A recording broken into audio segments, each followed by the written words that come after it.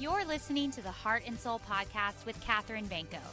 I'm on a mission to celebrate breakthrough, empowerment, and shameless living in the lives of women everywhere. Join me and let's live unashamed together. What's going on, everybody? Welcome back to Heart and Soul podcast. I bet you thought the podcast was over because I stopped releasing episodes for a couple weeks. Let me tell you what, I'm not going anywhere. I'm back, baby. And I'm back with the one, the only, the infamous reoccurring guest, Sara Leonard. That's me, friend of the pod. Welcome back. If you're watching on YouTube, I'm sorry for my appearance because I just got done coaching and I'm like somehow pale again. Like I was literally just tan. But here we are. I'm gross. Shameless living. Sara, thank you so much for joining me. Thank you for having me on. We were due for a little chit chat. We were due for a classic Sara and kitty cat. I never called myself that. I've never heard that ever. Sara and kitty cat chitty chat. Yeah. So last time we spoke, I think you quit? I was leaving or had just left my full-time job.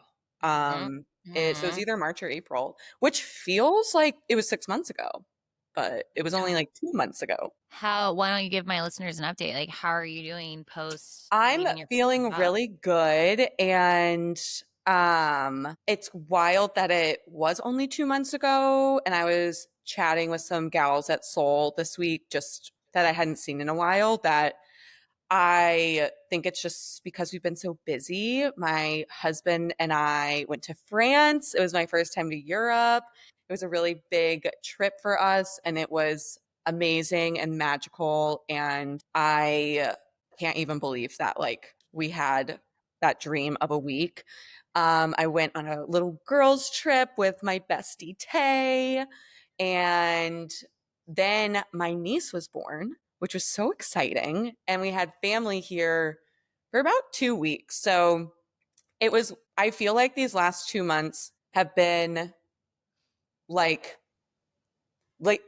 as you know, like leaving my job was like a difficult decision for me to make. But what I've like been able to live and experience the last 2 months in like ways I was able to like be there for family or go see my own family were really big blessings that I think I wouldn't have been able to have or experience in the way that I did. And so I also turned 30. I'm in the 30 club, dirty 30. And you guys made me feel so special and loved. And it was amazing. And also I processed a lot of emotions through turning 30. So I think like having the time and space to like approach that birthday and come out on the other side like with some new perspective and taking some steps just like in my health journey and like taking care of myself. It's all, it's crazy how things work out when we're like, I don't know what I'm gonna do, and then it's like, can you just trust for 2 seconds? literally 2 seconds. How was the processing of turning 30? How'd that go? What'd you process? What'd you learn? What's that? What'd you learn? What I learned. So everybody knows that I love my birthday a lot. I really believe that. She's not kidding. I'm not kidding. I love it. This is so serious. It's a national holiday. And I mean, it's my friend's favorite holiday too. And I just love celebrating life. I highly recommend listening to our episode around my birthday last year and just like why it's important to me in terms of like my own personal journey and story. But this year, there was something about approaching a new decade at a time in life when there's a lot of transition, I feel like, for women our age specifically, around this age, like becoming a parent, or you're making a big career change because you've been in, let's say your job or career field at a college for a little while now. And it just feels like there's like big life changes. Yes. And that I felt like I didn't have. And I was like approaching this birthday feeling like, or actually, I think more reckoning with that I was trying to put my identity in like labels, in like what I'm doing or what I have or what's on a resume, or like, oh, I'm not a mom. I'm not a, project manager. I'm not like, I didn't feel like I had like a title. And it was really difficult to process that and like work through. I think like the anxiety of like approaching a new decade when I think I had pictured my life a different way, but then when I was really sitting in it and zooming out, my life was everything that I would want it to be and more 10 years ago. Like the fact that I'm just like alive and breathing and I can run and I have friends and a husband and I can travel and like go to the beach, like that's more than I ever thought would be possible. Um and so I think I was getting very distracted by Yeah. like the worldly like titles and labels that we put on ourselves, and was just being really hard on myself, honestly. So Yeah. Well, I know you are not behind. You're right where you're supposed to be. yes, And we always put our own timelines on life. And God laughs. He says, you little dummy. literally.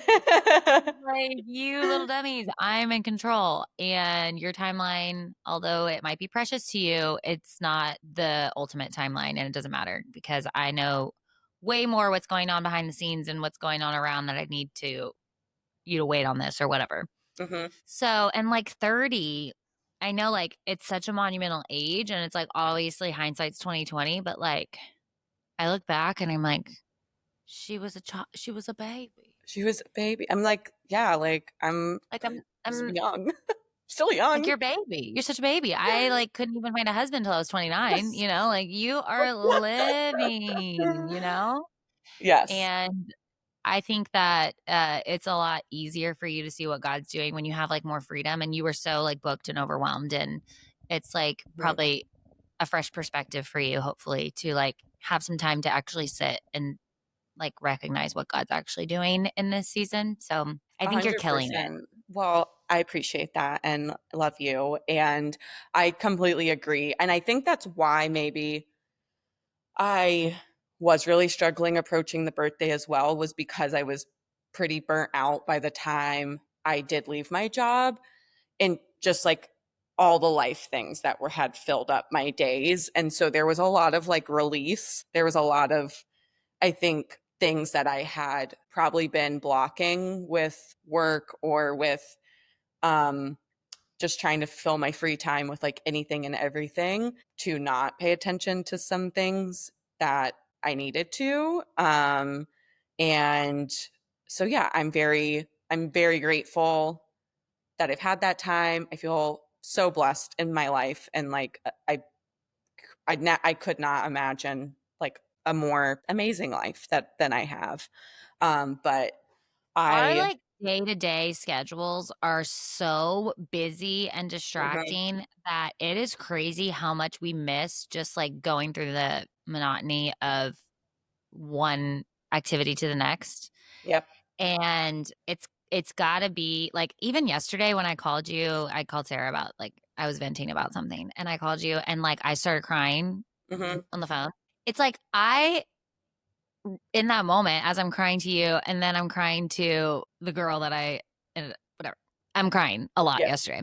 And I'm like, I have not cried because I have not even allowed myself to think Right. or like take a pause and like think like what do I actually feel? And last Hmm. week someone asked me, "How are you?" And I go, I don't know. Like, I think I'm okay. Like, I really haven't even had time to think about how I Hmm. am because I'm like so busy. And sometimes it's like so nice to just be like, I'm not busy. Like, I can actually process and think and like, and cry and like Hmm. experience feelings when they're happening instead of just like bottling things up and going from one activity to the next. So, what a blessing that A you're able to do hundred that. percent, 100%. And Good cry. Sometimes we need a good cry. Get it out. We need a good cry. I don't know if I've told you, but I've had like rage ever since classic. Ever since I had Coco, ever since I've had Coco, my hormones when I'm like premenstrual, my PMS hormones Mm, are like ragey and my yeah. periods are really heavy now. No. And so something's like wrong, obviously. And I have an appointment today Yeah. to get blood work done, like a hormone panel or whatever Yeah. at the lab place.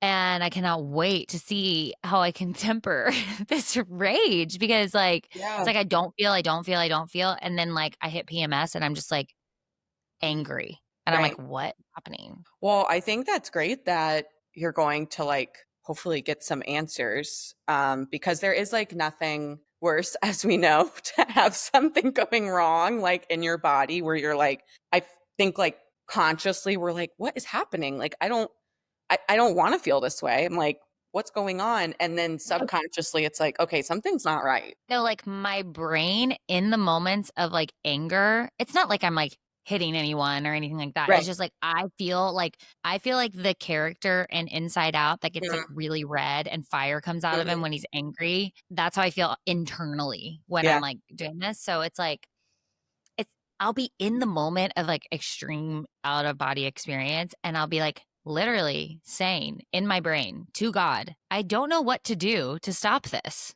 Right. Like, I don't feel like I have any tools to stop this, and I know this is wrong. I know it's Right. wrong, but why am I not stopping it? I don't know how. So I Right. think it'll be good to like, you know, get some answers hopefully, and like at least if like my estrogen's low or I don't know what's going on, but we need to get on top of that. And speaking of getting on top of our health, Yes. you had a very important appointment Yes. yesterday. I had a very important appointment. Why A can't I very say that? important appointment. Yesterday. Um, and yes, I did want to share with all of our listeners, if you're struggling with fertility, where I'm at in my journey, because I know people being open about their journeys and stories is so encouraging to me. So I preface this probably also processing in the last year as I approach this age. Like, I'm really scared to miscarry again. I'm really scared to get pregnant again. And even just saying that out loud feels like a relief to just put words to it. And I think I was like ashamed of that for an odd reason, to be scared and to be fearful. But it's not fun and to lose that way. And I really had to like reckon with a lot of feelings. So I we're going one appointment at a time, and I have a great new OB.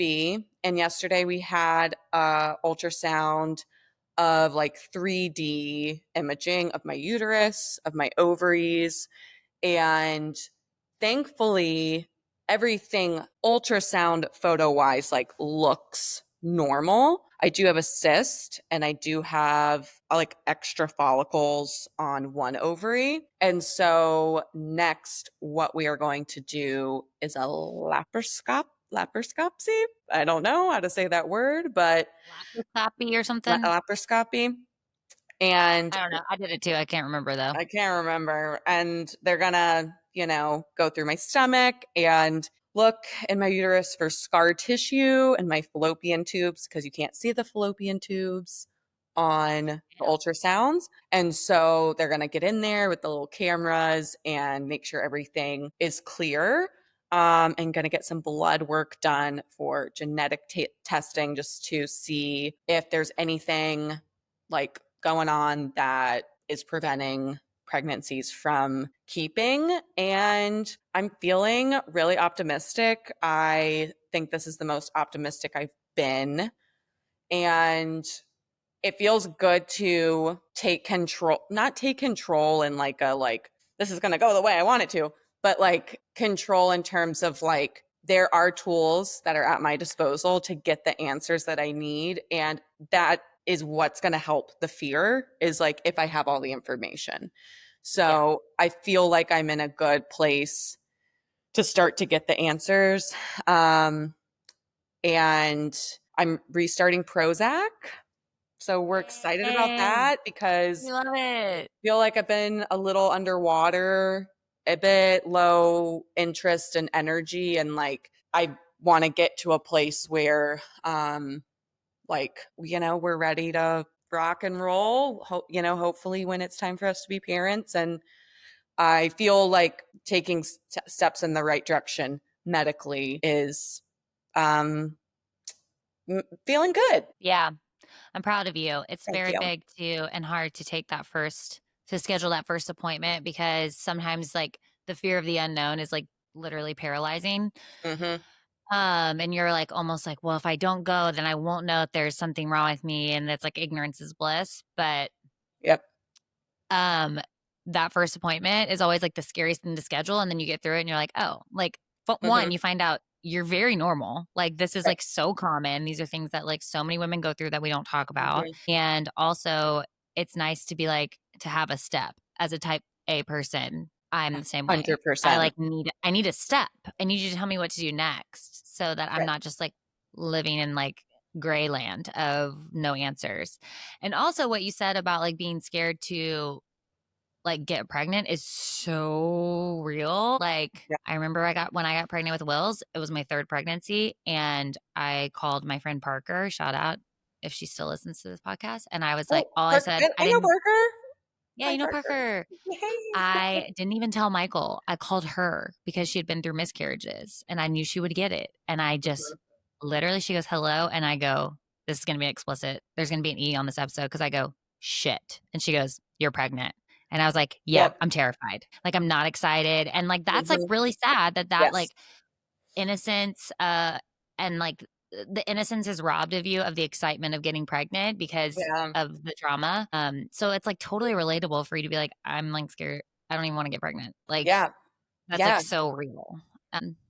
And very common. Like the more I talked about it, the more like DMs I get from like random listeners or people who are just like, "Hey, I just found out I miscarried and like it's my second time and I'm feeling like this and I don't want to get pregnant again and what did you do?" Hmm. It's like so common. It's like I wish we like could all just talk about it a little bit more freely so that women could feel less alone. So I'm glad that you actually said that because Yeah. a lot of people And I don't. and I think like it's a hard for a while I didn't even think I knew that's what I was feeling. Yeah. And then the second I like just so simply was like, I'm terrified. And that was and it like I was like, oh, that's a really big piece of this is that I'm scared. And Yeah. that's okay. And as I'm learning, like still as you share your story about anything, you just learn like it unfortunately can is a universal experience for a lot of people. And yeah, it's okay to be scared. Mhm. I think it's what I want to say to people is like, it's okay to be terrified and then also still be hopeful. Yeah. Because that's what keeps us afloat a lot of days. It's just like, you know, however our family is meant to come together or exist is going to happen. Like, I know Right. that for sure. So that's very And it's comforting. also that whole thing, like, I'm sure, like, now that I have 2 children on Earth, Hmm. it's like going back to that hindsight is 2020, like, oh, when I was 30, I thought it was in the world, and then I'm looking back, I'm like, "I was just a baby." It's Right. same thing with, like, once you have your babies, you kinda look back and you, like, start to not necessarily understand why, but understand that what you went through was not without Yep. purpose, you know? But like you don't Mhm. see it when you're in it. You're just angry, you're sad, you're depressed, you're all the things. And Right. rightfully so. And like um I don't know. Like now I can look back and kind of see a little more purpose in his plan. Do I like the plan? Not necessarily. Like kind of Right. wish it was something I didn't have to go through, but I can see purpose in it. Yep. Um which makes it worth going through, I guess. Yep. Does that make sense? 100%. Yeah. Yeah. And I know like when we meet our children here that they are meant to exist here Right. with us and like we're that is exciting to me. Like that makes me excited of like, okay, I'm going to meet this really particular special person because they were meant to be in our life. Yeah. And then you get to meet your other special people in heaven. Like I that's the know. hope part too. That's like I don't know what people do without hope because it's like something to cling to of like it's not the end. Like this is No, not the end. It's no, really sucky. Almost said another word, yeah. but it's already explicit. Who cares? We've already, we've Eh, already dropped a couple. um, um, but there's like a hope of like what's to come, and that's really exciting too. Yeah. And also, I don't know if you feel this way, and maybe it's just like came to me because someone listening probably feels this way, but like the robbing of the innocence with pregnancy is like probably the hardest part Right. because like I'll still see people post photos, or not photos, videos or TikToks or Mhm. whatever of them like in the mirror in their bathroom and they like lift up the pregnancy test and then they do that whole like probably dramatic like oh and they're Right. crying and they're leaned Yep. over and they set up the camera for it so it's Yep. super authentic. Yep. I'm being obviously facetious, Yep. but I'm sure it's authentic. But I will watch those videos and get like such a pit in my stomach because I'll never have that. I know. I Like know. I will never look at a pregnancy test again and immediately feel like that like excitement. Yeah. That's okay. Like Yep. but it's like dang, there's like Yeah. so much that people don't talk about like losing children that happens in the aftermath that like Yep. still like just grinds your gears, you know? Yep. And And it anyways, it does become like a very, or it can feel very like, I had a moment yesterday in the office of just like very, it becomes very not cold, but like, okay, here's your step and here's your next step. And it becomes a like job yeah, it's like almost. a And process, like tasks to check off. right. And I I feel the same way, like, because then I start to think about like other people in my life's emotions too, around like, well, I don't want to tell anyone early on if, when we do get pregnant again, because don't want to have them go through those emotions again. And it just becomes a spiral of like Overthinking and overthinking and worry. And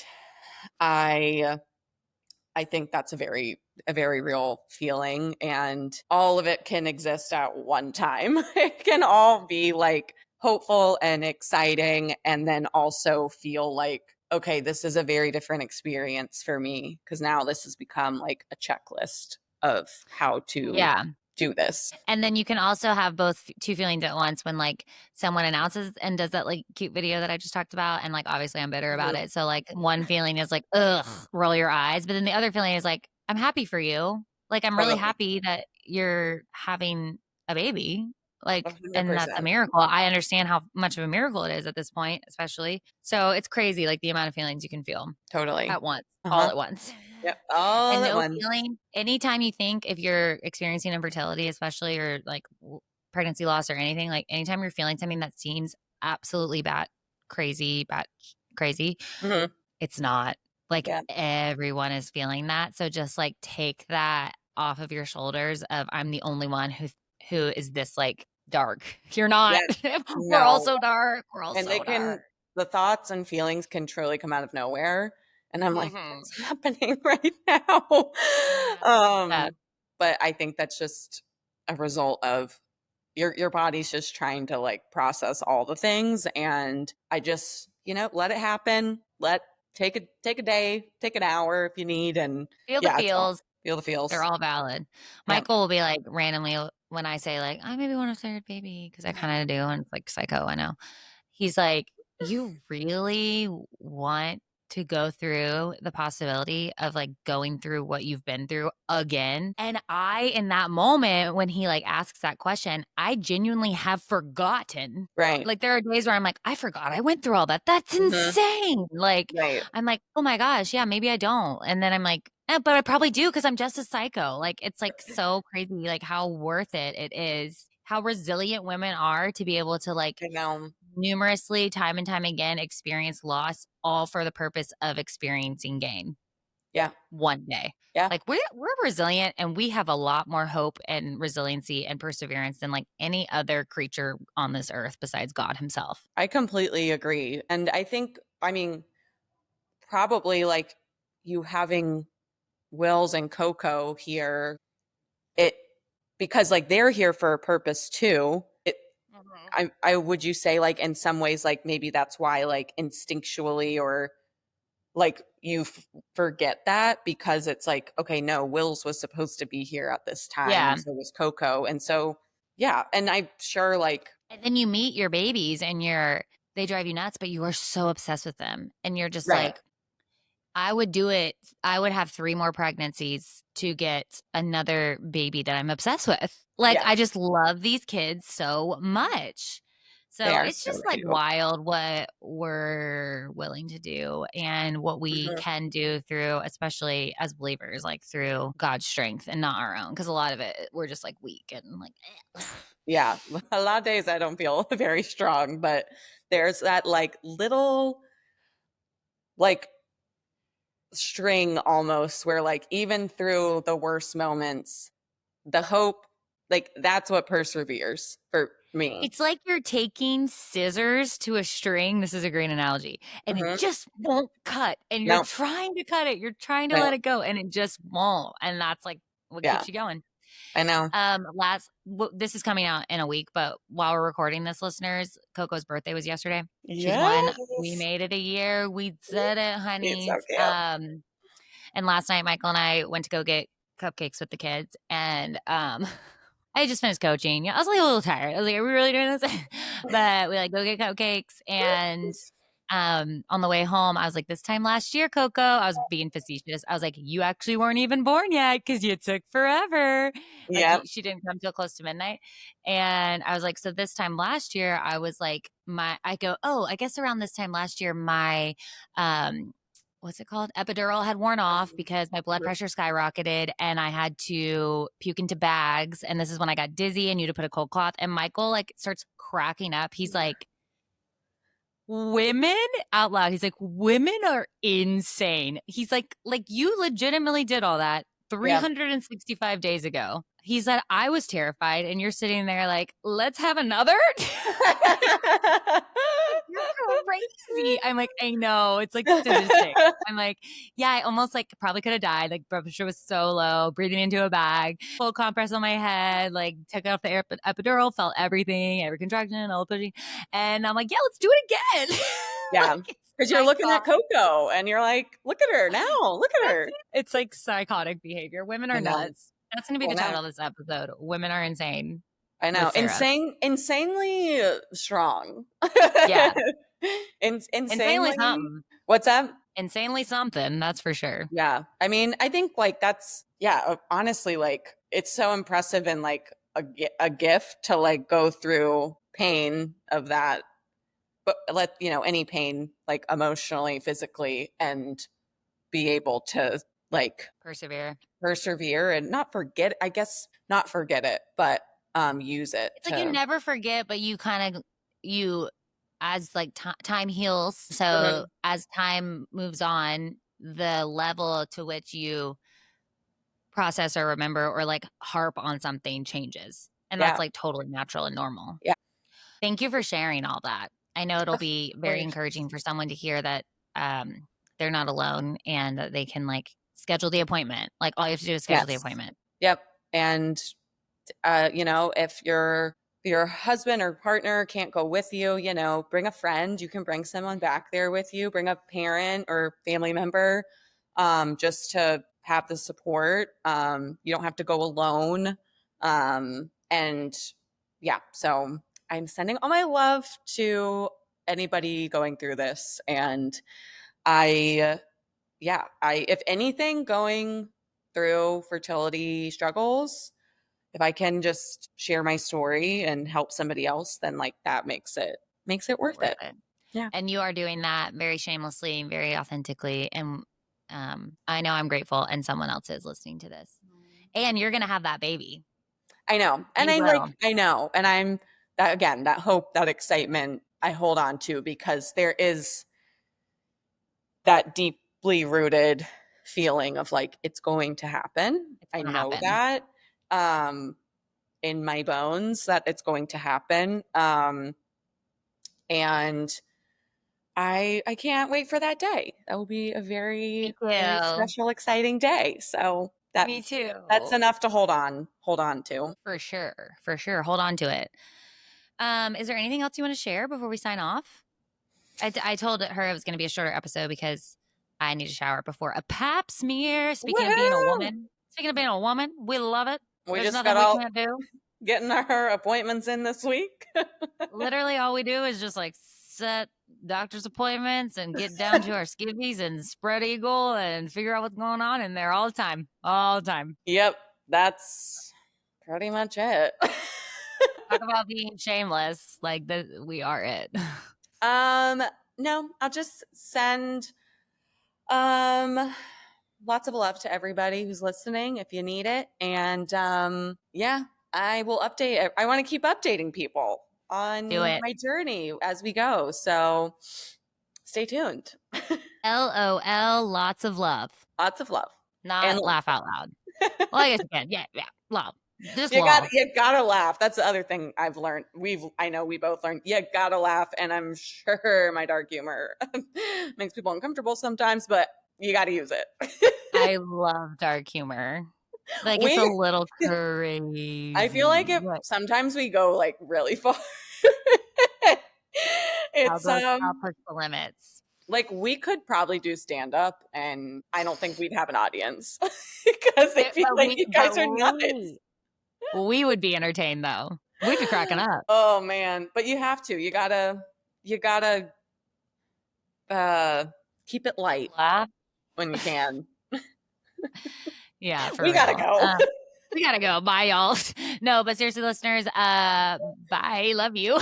Bye. Thanks, Sarah. Thanks for listening to Heart and Soul. If this episode encouraged you in any way, please leave a review on Apple Podcasts or wherever you get your podcasts. Talk to you next week.